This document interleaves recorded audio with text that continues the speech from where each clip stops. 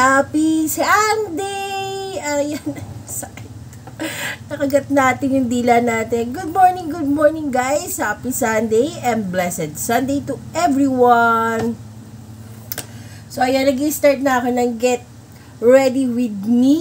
Charurot ka na naman. Get ready ka dyan. Ayan, meron tayo rito Can't Stop, Won't Stop, NYX. Ayan, Press Powder Foundation.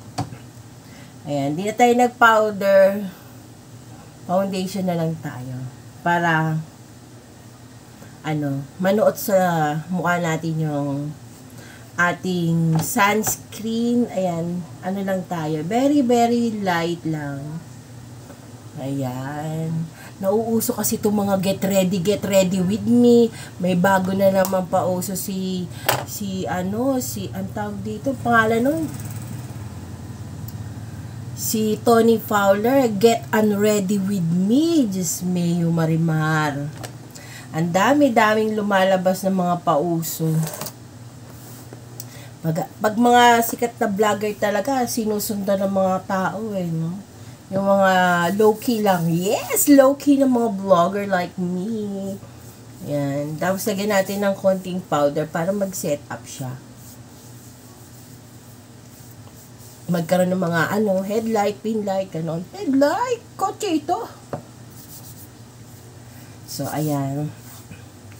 May binili na akong press powder. Don't worry, hindi na tayo gagamit ng Johnson powder. Pero, ito kasi talagang bata pa kami, ito na ginagamit ko. Tsaka hindi ako tinitigawat. Kumpara sa mga press powder na yan.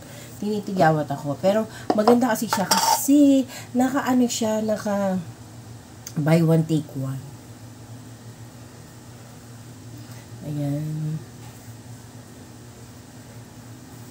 Ayan, gumagamit na ako ng sponge. Ayan. Para sa leeg ko. Para pantay-pantay yung kanyang Minsan kasi nagkakaroon ako ng kwintas dito, kulay puti. Ayan. Para hindi masyado yung mukha natin. Mabura. So, ayan. Maglalagay na tayo ng ating pangmalakasang kilay. Ayan. Yung iba, grabe. Hupak na hupak yung mga kilay nila. Talaga makikita mo, square root. Nakaganon, Imbis na hindi ka talaga mapapatingin, matitignan mo talaga yung mga kilay nila, Yung halatang na lang, yung parang tiniktik na lang yung Hindi na ini-spread out yung mga kilay nila. Guhit na guhit talaga, makikita mo Dito, square. Pag ganun, tsak, ganun. Hindi na siya normal tignan. Akala nila ang ganda, ang cute. Pero hindi nila alam, hindi siya ang ganda. In fairness. Kahapon, nag-grocery tayo. Di ko na napakita kahapon. Kasi nga, medyo gabi na. At saka pagod na din kami. Mabilisan na lang. After nun, umuwi na kami. Ay, after ng pag-aayos, pag-grocery, yan. Inayos ko na lang, mabilisan na lang. And then, okay na. Kasi hindi ko na pinakita sa inyo kasi the usual lang naman yung aming gino-grocery. Yan. Gusto ko to sa lipstick na to, matipid siya gamitin. Ganyan lang, konti lang.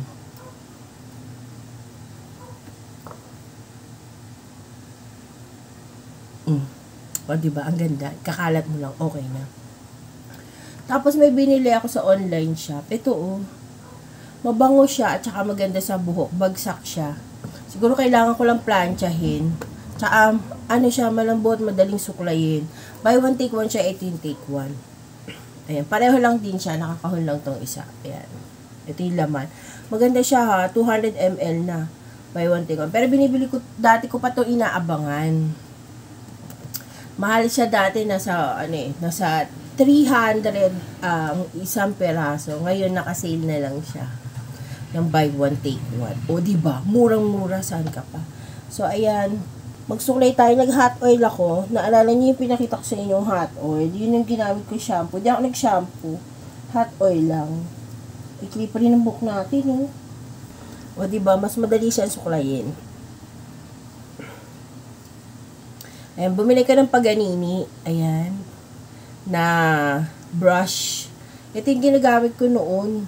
Kasi, madaling maputol yung buhok ko pagka suklay na ordinary. Pagka ganito, hindi naman siya napuputol. Dami ko kasing hair fall. Pagka ibang suklay gamit ko. Ito, hindi ganun kadami yung natatanggal sa brush ko. Yun talaga. Pag ito gamit ko, yan, kumpara dito, mas maraming buhok na nalalagas. Kasi nga, umiikot-ikot siya dito. Yan, ikot-ikot. So, ayan. Kita mo, madali siyang suklayin. Kasi maganda yung hot oil na nabili ko. May argan oil. Ayan. Sabi ng parlor na pinag-ayusan ko ng hair ko. Sabi niya, pag daw basa, huwag mo raw suklayin ng suklayin. Kasi, mas madali siyang mapigtas. So, ganun lang yung ating suklay. Hayaan muna natin siya matuyo. Tapos, lalagyan natin siya ng leave-on conditioner. Ito yung, hindi mo na kailangan banlawan. So, tatay ng ating ring. Ng ating watch. Ayan. Tayo lang natin matuyo yung ating hair, saka natin lagyan ng leave-on conditioner. Dati may nauso na yan, leave-on conditioner ng isang brand na shampoo. Grabe, ginamit ko yun. Sabi, pwede daw ilagay sa anit, ganito, ganyan. Hala, nilagay ko sa anit ko. Tapos, nagkaroon ako ng flakes, balakubak, yan. Di pala maganda. Yan, tapos na tayong, tanggalin pala muna natin yung ating sing-sing. Alam mo, iba yung boses ko ngayon, guys. Kasi, nabasa tayo ng ulan nung isang araw. Kasi, diba yung weather, uulan, iinit, uulan, iinit. So, nagkasakit tayo sa, ayan, konti lang siya, oh. Konti lang yung nilagay ko. Tapos, spread, huwag mo na lang lagyan sa anit. Sa mga, dulo-dulo sa strands na lang ng hair. Ayan. Siguro pag may tira-tira, yan. Ilagay mo na lang dun sa, sa dulo ng, mismo dito sa scalp. Hindi sa scalp, yung parang ends ng hair, ganun. Ano ba tawag dito? Ganyan-ganyan lang siya. Para maganda, malambot, tsaka bagsak na bagsak yung hair mo. Yan, ganyan. O, diba? Napakamatipid lang siya. Konti lang ang ilalagay mo. Maganda siguro to pag mahaba ang buhok mo. Yan. Para bagsak na bagsak. Tingnan nyo maya-maya. Bagsak na bagsak yung hair ko. Yan. Tapos yung mga sobra natin na nasa kamay, pwede na natin ilagay dito. Yan. Dali. So, ayan. Balikan ko kayo maya-maya lang kasi mabibis daw si Dong. So, kain tayo, guys. Ay, meron tayong soup, rice, chicken, ayan, sweet and sour, and pansit. So, ayan, kakain tayo dito sa Subway. Ayan, hindi ko na update kanina kasi nagmamadali na kami kasi malilate kami ng 12 o'clock service. So, ngayon, let's eat. Kain na tayo ng ating dinner. Let's go!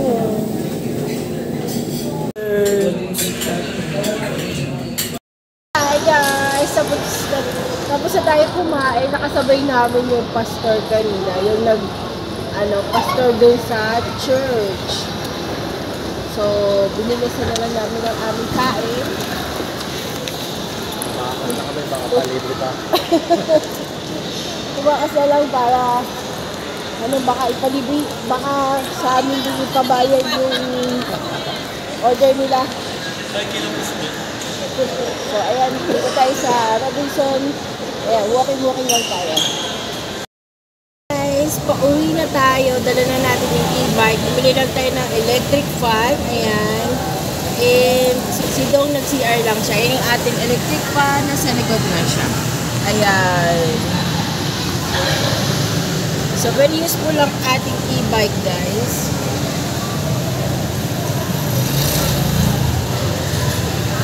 Wait lang natin si Dong. CR lang si Dong. So, ayan, habang naghihintay tayo, magpa-vlog muna tayo. Ayan, pauwi na tayo. Medyo masama yung panahon. Pero mainit pa naman. Nagdidilim-dilim. Maingay lang dito, guys, ha. Ayan, waiting pa tayo kay Dodong. Very useful talaga itong e-bike na to. So, mahal ng mga pamasahe ngayon. Direct mo Robinson nagasaan. 50 pesos lang. 50 pesos na. Eh, pag may e-bike ka, libre lang. O, diba? Lock natin to. So, ayan. Kasi natin pwede madali si Dong dahil alam niya na PWD. It takes time talaga yung kanyang paglalakad. And alam niyo ba, guys, habang naghihintay tayo kay Dong, alam niyo ba na may nagme-message sa akin na nakapanood ng ating stroke journey ng ating Dodong. Ewan ko kung naririnig niyo ako, ha? So, ayan, mayroong nag-message sa atin kasi yung asawa daw niya is 6 months na na-stroke, mula nung na-stroke. So, parang humihingi siya ng advice kung anong mga ginawa namin ni Dong, ano ginawa ni Dong para makalakad siya and mabilis siya makarecover. So, ayan yung ating Dodong.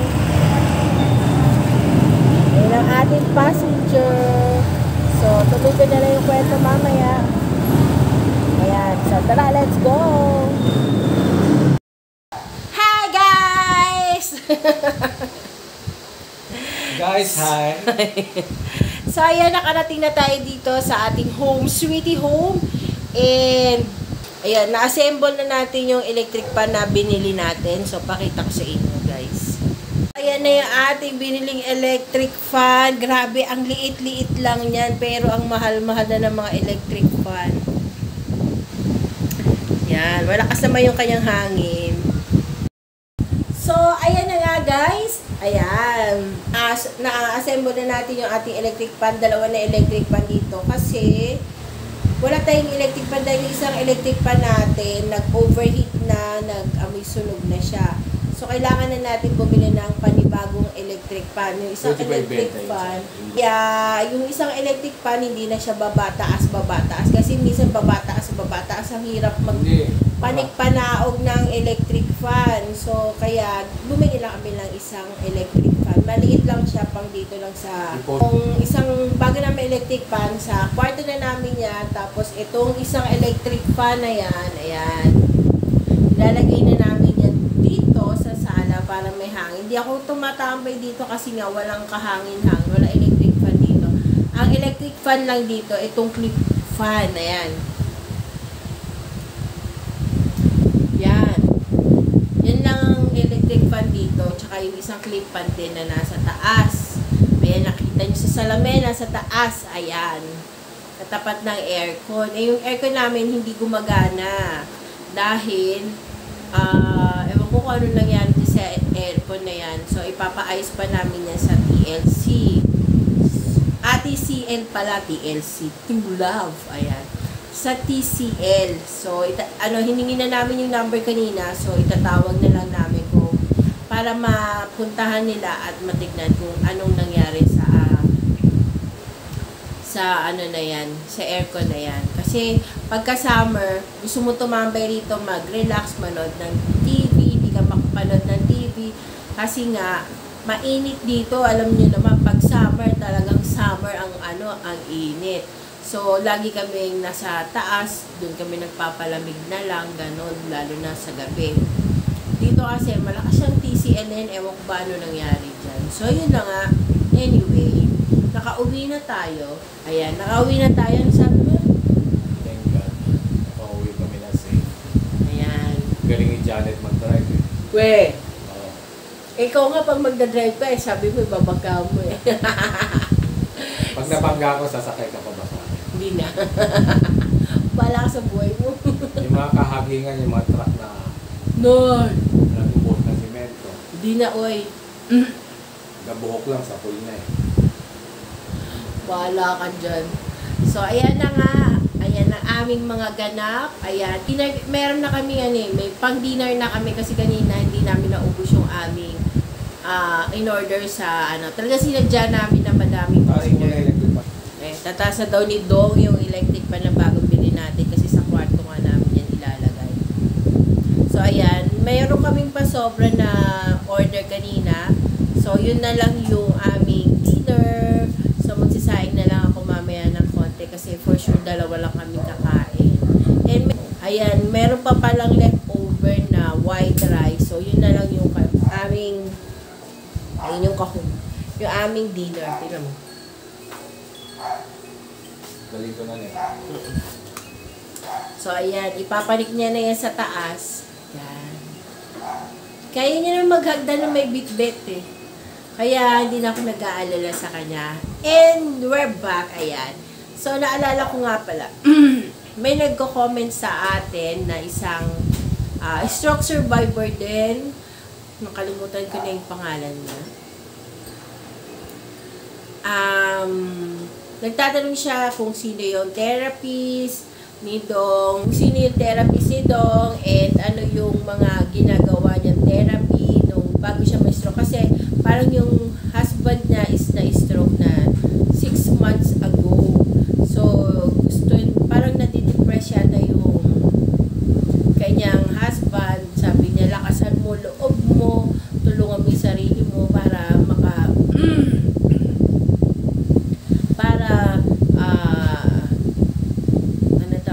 para gumaling ka, ganun. So, ako naman, syempre, kaya nga tayo nagpa-vlog para magbigay ng konting kaalaman kasi base sa experience na experience natin hanggang sa ngayon. So, gusto ko lang naman i-share yung knowledge ko, yung natutunan ko dun sa mga therapy. So, ayan. Kung halimbawa na gusto niyo yung mga therapy, PM niyo lang ako. Meron akong page na Jan Rick Rodriguez din ang parehong name, kagaya po ng aking YouTube channel. I-PM nyo lang ako and then isi-send ko sa inyo yung mga exercises na ginawa nito kasi binidyo ko siya, pwede nyo siyang gayahin or pwede rin kayong mag-hire ng PT, na personal PT ninyo para at least matutukan kayo one-on-one. So, ayan. Para mabilis kayo. And huwag niyo kakalimutan guys sa mga wifey or hubby na merong, ayan, sa mga wifey and hubby na merong mga asawang na stroke, ayan guys. Tulungan natin yung ating mga asawa. Tayo yung maging human, yung mga asawa natin, gawin natin human crutch. Crutch? Ayan, human saklay para maging support nila tayo, magkaroon sila ng self-confidence na makapaglakad at makapag-cope sa nangyari sa kanilang sakit sa kanila. So, ayan, tayo yung maging nila, kaagapay nila, kagaya ng ginawa ko kay Dong. Kaya, ayan, di na ako masyado nahihirapan sa kanya pag namamasyal kami, naglalakad siya ng sarili niya. Dahan-dahan, unti-unti, and makaka-recover din naman. At saka, pag kayo naniniwala masyado doon sa may isang doktor na nagsasabi na after 6 months kung ano ka na, yan ka na habang buhay. Hindi naman totoo yun. May mga doctors din naman na nagsabi sa amin na after 6 months, yes, malaki ang improvement mo. Pero, pagkatapos ng 6 months na yun, ano pa yung brain? Pagkatapos ng 6 months, tuloy-tuloy pa rin naman yung pag-recover mo. Yun nga lang, hindi na siya ganun kasing laki nung bago ka ma-stroke na wala ka pang 6 months. Kaya yung doktor na nagsasabi na ganun, huwag naman kayong nagda-down ng mga stroke survivor kasi naaano sila yung nadi-discourage sila sa buhay nila na parang wala na akong pag-asa, disabled na ako, hopeless. Huwag ganun, Dok. Maging fair tayo. Lahat, may doktor na nagsabi sa amin, yung neuro doctor ni Nidong, sabi niya, 6 months, yes, malaki ang recovery. Pero after nun, hindi na siya ganun kalalaking recovery. Maliliit lang, pero may recovery pa rin, guys. Huwag kayong masyadong nagpapapaniwala sa mga sinasabi ng ibang bansa. Ibang doktor, ibang nagpapanggap nagpapanggap na alam niya na lahat. Siyempre, ang brain natin, nagre-reconnect yan, guys. Hindi yan kapag ka na-stroke ka na, stack up na yan. Hindi. May mga neuron yan, nagre-reconnect siya. Yun nga lang, hindi nga lang siya mabilis. Dahan-dahan siyang nagre-reconnect. So, kailangan mo talagang pukulan ng oras o pansin. Kailangan mong mag-focus. Kailangan mong mag-therapy. Sabi niya, kahit ilang taon ka mag-therapy, walang mangyayari sa'yo. Hoy! Hindi kaya totoo yun. Alam mo, si Dong hanggang ngayon nagte-therapy pa rin siya, nagsusulat pa rin siya, nag-pick up pa rin siya ng mga coins, lahat ng therapy sa kamay niya. Ginagawa niya pa yan. At nag-i-improve naman siya. Huwag kayong ganyan. Huwag kayong napapanira kayo ng mga moment ng mga stroke survivor, guys. Yung mga nagpapanggap dyan na doktor na akala mo napakagaling. Subukan mo kayang ma-stroke para ma-experience mo yung hirap at yung mga nararamdaman ng mga taong na-stroke. Hindi lang yung mga na-stroke, guys. Pati yung family ng stroke survivor, guys. Napakalaki, nadi-discourage din yung family member, guys. Hindi lang yung stroke survivor, pati yung family member, most especially yung mga wife and husbands na ang mga asawa nila ay na-stroke, guys. Huwag ganon, para naman para imbis na i-discourage natin yung mga stroke survivor natin, i-lift natin sila para naman mabuhayan ulit sila ng loob, mabuhayan ulit sila ng makita nila yung brighter side. Diba sabi nga nila, there's a rainbow after the rainbow. Ayan, there's a rainbow at the end of the tunnel. There's a light at the end of the tunnel. At ang mga neuro experts, possible pa yung neurogenesis, yung nanganak pa yung mga neurons. Oo. Basta buhay ang neuron ng brain, guys. Magre-reconnect at magre-reconnect yan. Hindi nga lang siya ganun ka-reconnect na kagaya no normal na tao. At saka sabi naman ng doktor, hindi ka naman makakabalik ng 100%. Yes, oo, hindi ka makakabalik ng 100%. Pero kaya mong makabalik ng 85 to 90%. Ayan. Alam niyo ba si Dong, yung kamay at yung paa niya? Okay na yan. Alam mo, na lang ang problema kay Dong. Kamay na lang niya. Kamay niya na medyo mabagal pa.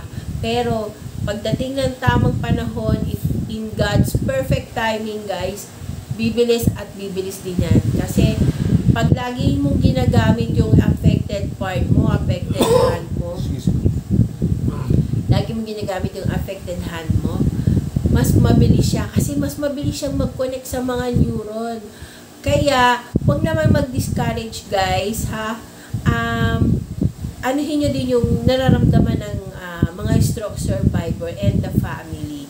Sobrang hirap at sobrang sakit na makita mo yung isang kapamilya mo, isang mahal mo sa buhay na nakikipaglaban sa stroke na parang nade-depress na. So, tapos kakanatan nyo pa ng mga ganyan after 6 months hindi nagagaling. Uy! Huwag ganon! Ha? Maging maayos tayo sa ating pagbablog. Kung gusto nating mapansin tayo, maging mapanuri tayo sa mararamdaman ng ibang tao. Lalo-lalo na sa mga taong may sakit, guys. Yan, sila yung mga masyadong maaano ang mga puso ng mga yan, yung malalambot ang mga puso ng mga yan. Kaya dapat maging tayo, wag tayong maging insensitive sa mga tao. Kasi iwasan natin yan. Kung gusto mo sumikat, mag-upload ka ng mag-upload ng mga content mo, hayaan mo na lang na ang tao ang humanap sa'yo. Wag yung magda-down ka ng mga stroke survivor. Wag ganun. Ha? Huwag ganon, mama. So, yan lang yung aking. Kahit doktor siya, ang dami ko nang nakausap na doktor, guys, walang nagsabing after 6 months hindi ka nagagaling. Kung ano ka na, yung ka na. Hindi po totoo yan. Kaya nga may therapies. Ayan. Kaya nga po may Jesus Christ tayong pinaniniwalaan.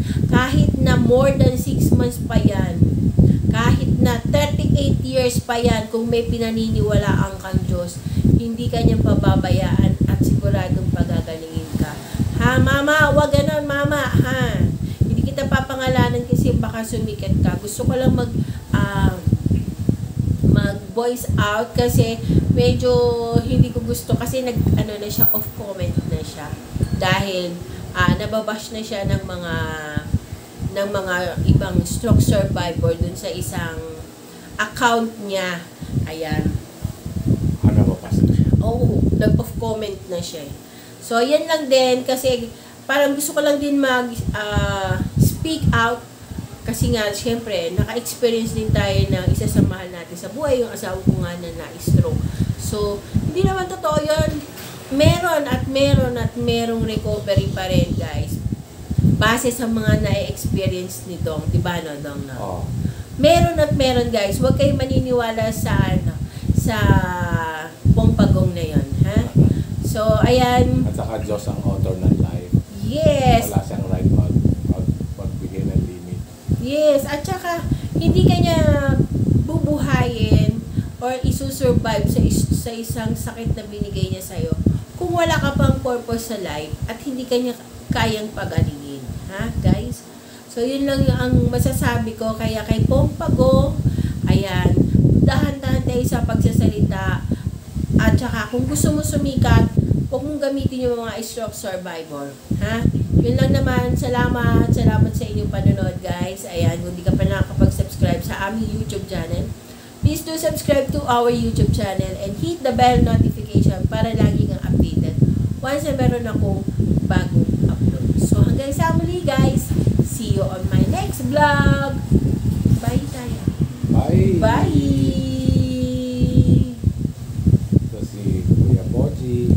Bye-bye, Kuya Boji! Bye-bye, Ate Sienna. Sige. Thank you for watching. See you on my next vlog.